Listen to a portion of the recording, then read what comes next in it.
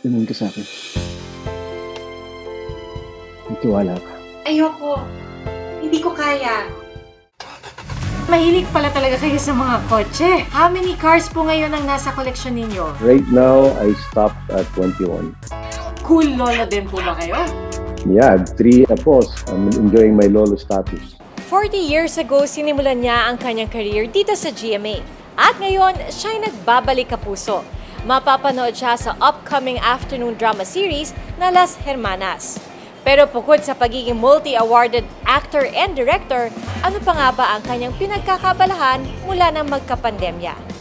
Ngayong gabi, silipin natin ang kwento ng tunay na buhay ni Albert Martinez.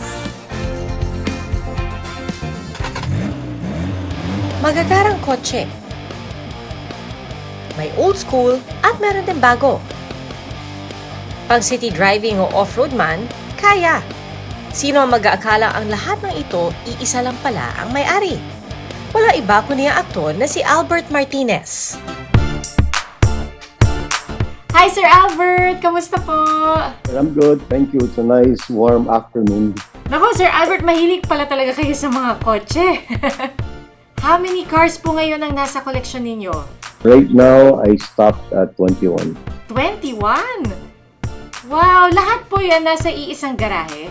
Yung iba nasa bahay, yung iba nasa Valenzuela, Bulacan, storage of a good friend. So, pareho kami mahilig sa classic cars. So, nag-share kami ng storage ng sakyan namin. Memorize nyo lahat ng kotse nyo? Yeah, I have notes of yung status ng sasakyan, anong kailangan gawin, plate numbers, and lahat ng details. I have that. I have the data. So what I do, every year, nire-rotate ko sila. Yung iba, yung mga nandito ngayon, nilipat ko sa storage, yung iba naman dahil dito sa bahay para nagagamit. Ang amazing car collection na ito ni Albert, masaya raw niyang naibabahagi sa kanyang only son na si Alfonso. I'm so happy, at least my son Alfonso loves cars also. So, pinapagamit ko sa kanya para ma-enjoy niya rin at the same time. Kasi ano man ang purpose ng collection kung you may enjoy. And I'm happy to see my son happy with what I have. Para na-share nyo, it's a shared hobby.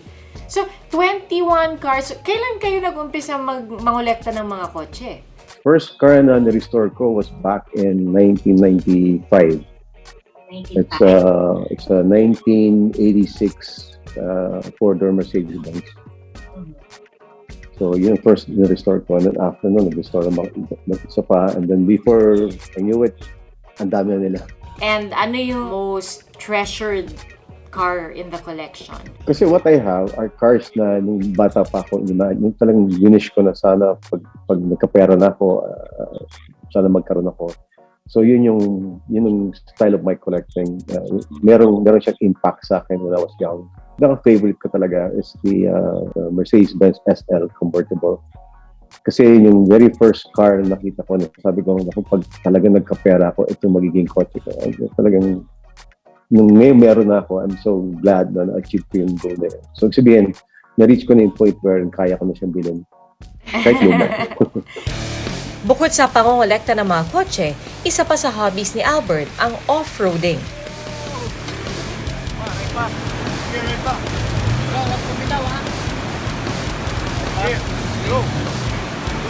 I like adventure kasi I go off-roading every weekend. So, picnic kami, we go camping with my kids, and most of the time, pag hindi available isang daughter na si Alisa, kami ni Alfonso, we go up in the mountains, we go sa Bales, Tanay, Montalban. So every weekend, nasa mountain kami. Paano kayo nahilig sa off-roading? Siguro, the spirit of adventure and nature, the way to discover and to appreciate how beautiful yung Pilipinas is through going to the back roads. And you can only do yun kung with an off-roading equipment, like an off-road rig. Investment na nga raw maituturing ang kanyang car collection na bunga ng pagsusumikap niya sa showbiz. I need you. I need my son. I want another chance. At sa loob ng 4 na dekada, marami-rami ring first-rate leading ladies ang naipareha na sa kanya. Tignan nga natin kung ilang leading ladies ang kaya niyang maalala in 2 minutes. Bibigyan ko po kayo ng clues. Huhulaan niyo kung sino yung pinag-uusapan natin. Okay? So, ating first clue. Dati siyang child star. Snooki. Okay, very good. Correct right away. Ginulat niya ang marami sa kanyang transformation ngayon. Physical transformation ngayon. Oh, physical transformation. Okay, another clue, please. Ikaw daw ang kanyang puppy love. I Mahirap. have no idea. I'm sorry. Sumikat siya sa kantang Mr. DJ. Kaya Sharon. Yes! Hindi mo alam na ikaw ang kanyang puppy love? Oh, well, actually, yeah. Because we were together for a while. For our third personality, kamag-anak ng isang sikat na painter. Yuna Valdez. Ang bilis! I believe Amor Solo. Meron siyang remarkable na nunal sa mukha. Dalawa lang may nunal sa mukha. Nora Honor or Lorna Tolentino. That's right! Okay, correct. So si Miss Lorna Tolentino, sexy pantasya ng bayan. Joyce Jimenez. Yes! Ang galing! Mestiza. A very generic. Mestiza. Mestiza. Okay, another clue, please. Ang dami kasi Mestiza. Okay. Josephine Brackett. Oh, Amanda Page. That's right. Alright, ito last. Last personality. First clue. Politician. Okay, next clue. Ang daming politician. Okay, dami. Batangas. Miss Ate V. Yes, that's right. Congratulations! So you're able to guess lahat except si Miss Sharon. Yeah. Hindi ba pumasok sa isip mo na kahit minsan lokohin ako? Hindi na nga mabibilang ang mga projects na nagawa ni Albert sa industriya. Pero paano nga ba nagsimula ang kanyang showbiz career? Si William started sa Regal 1979. Actually, 78 siya nag-start. Ako 1980. Naengganyo po ba kayong pumasok sa showbiz industry dahil din sa kanya? What happened kasi, during siguro 1979, ako yung driver ni William pag may shooting siya. Okay. Ako yung naglalaman, naghihintay, taas yung damit niya, parang alalay driver. And na-discover naman ako ng isang talent agency to do a commercial. Pagkatapos nun, yung Regal naman na nakakita sa akin. So they offered me to be a part of a film. Ang first project ko nun was with Nora Honor, Gabby Concepcion. Ang title niya is Totoo Ba Ang Chismis? And kami ni Ricky Davao, talent lang kami nun, pamparami. And from there, sinusap ako ni Mother Lily and Direct Joey Casintiao, binigyan ako ng break dun sa Duties. That was 1980. Mula noon, naging isa sa mga sikat na matinee idols noong 80s, si Albert. One of my big failures, a turnaround of my career. Because from matinee idol, naging kontrabida ako. Yun yung pangako ng kahapon under Joel Lamangan. Wala akong pinapatay o pinatay. Isa pang milestone in my life is Results of the Pita, which I played the national hero. And did you finish your novel? I almost burned it because I needed the fire to keep me warm. Working with Albert, Albert is such a pleasure to work with. I think we both had great chemistry. He's a true gentleman, on set and off set. Kung gusto ko ng takasan, tingin mo baka kausapin mo kita? Yun na nga eh! Nakipag-usap ka pa kunwari. Nag-decide ka na pala. Naging bahagi rin si Albert noon ng ilang sexy films. Di ba nag-transition din po kayo to the more adult, more mature roles, mas sensual na or sexy films? Paano kayo na-convince na gawin yung transition na yon? So I started experimenting on different characters. Blessing din because lahat naman ng ginawa kong medyo on the sexy side is under a very, very good director's side. Sexy siya pero meron siyang substance. Hindi lang yung just for the heck of, of being sexy. Nagsama kayo ni Martina. Sa telebisyon, naging bahagi siya ng ilang drama series sa GMA, gaya ng Ikaw Lang Ang Mamahalin noong 2001. Mamo, alam mo kung gaano ko minahal si Clarissa. Huwag mong sabihin na galit ka pa sa akin sa nangyari sa club mo. At Habang Kapiling Ka noong namang 2002. Pero bukod sa pag-arte sa harap ng kamera, nasubukan na rin ni Albert na magtrabaho off-cam na idirect niya ang 2010 MMFF film na Rosario. At dahil sa ipinamalas niyang husay, pinarangalan siya bilang Best Director. Ano po yung naging challenge working from on-cam to off-cam, behind the scenes? Well, it's a very challenging position kasi you're in control of everything, and yung mga artista nagpapahinga, ang director continuously working till morning, and the preparation for the project. So it's a very taxing job but very fulfilling. Mabilis ang tanungan para mas makilala pa natin si Albert Martinez dito sa Quick Talk. Eyeglasses or cap? Eyeglasses. Beach or mountains? Mountain. Action or drama? Both. Leading man o tatay ng leading man? Both. Kasi at my age right now, I get more offers of being tatay ng leading man. So it's a reality that I embraced. Ano pong pet peeve nyo pagdating sa mga nakakatrabaho nyo? Yung laging late or yung laging nakakalimot ng mga lines? Laging late. That's very unprofessional. Stardom or stability? Stability. Huwag niyo nang pasahin ng mga bata, Nay. Lalo lang magugulong maisip ng mga yan eh. Isa ka sa mga pangarap kong hindi natupad, Daniel. Handa na ako, Stella. Alam ko kaya natin.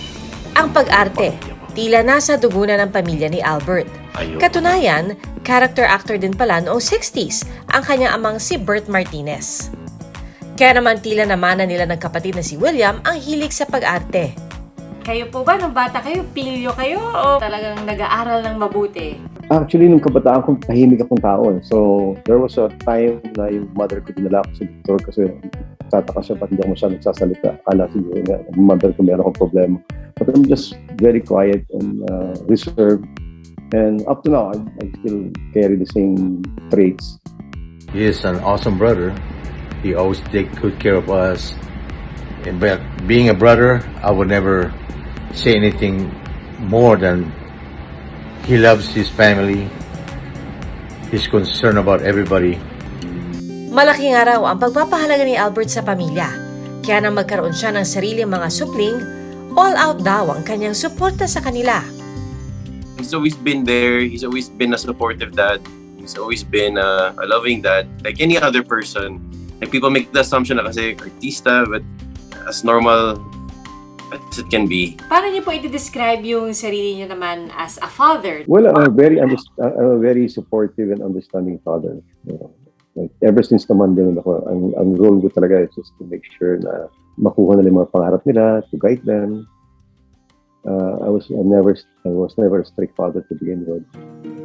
Ang love story ni na Albert at aktres na si Lizelle Martinez, patunay, nagkasabihang hahamakin ang lahat, masunod ka lamang. What was the best part of your story together?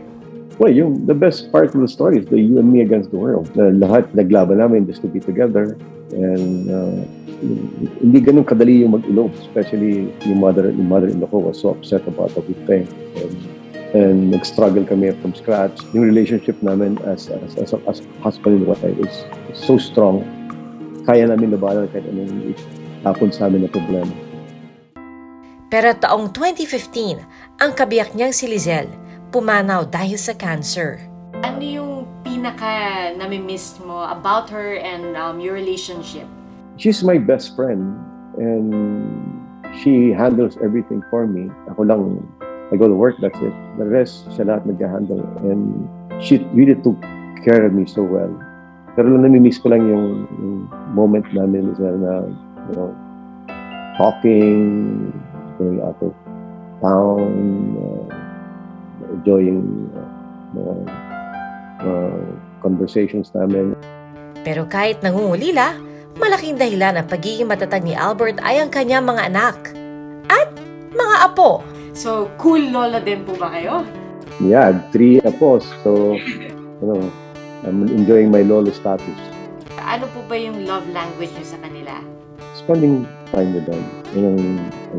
It's my, ako yung dito in-house yaya lolo. So when they need a break, ako yung pag-aalaga. At kahit may mga apo na si Albert sa edad na 59, ang netizens, mapa young and old, kinikilig pa rin sa kanya. Kaya naman ang ating hamon sa kanya, mag-ala-opa sa ilang remarkable na eksena sa K-drama world.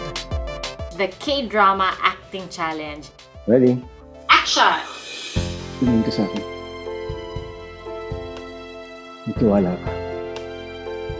Ang bahala sa'yo. Ayoko. Hindi ko kaya. Huwag kang matakot. Hindi ka mag-alala. Kahit ano pa mangyari, hindi kita iiwan. I love you. I love you. Wow, buti na lang virtual para hindi ko ata to kayang gawin face-to-face, Sir Al. Thank you, Sir Albert! Huwag ka masyadong mag-isip. Lahat ng problema, meron namang solusyon yan eh. Isang mahusay na aktor.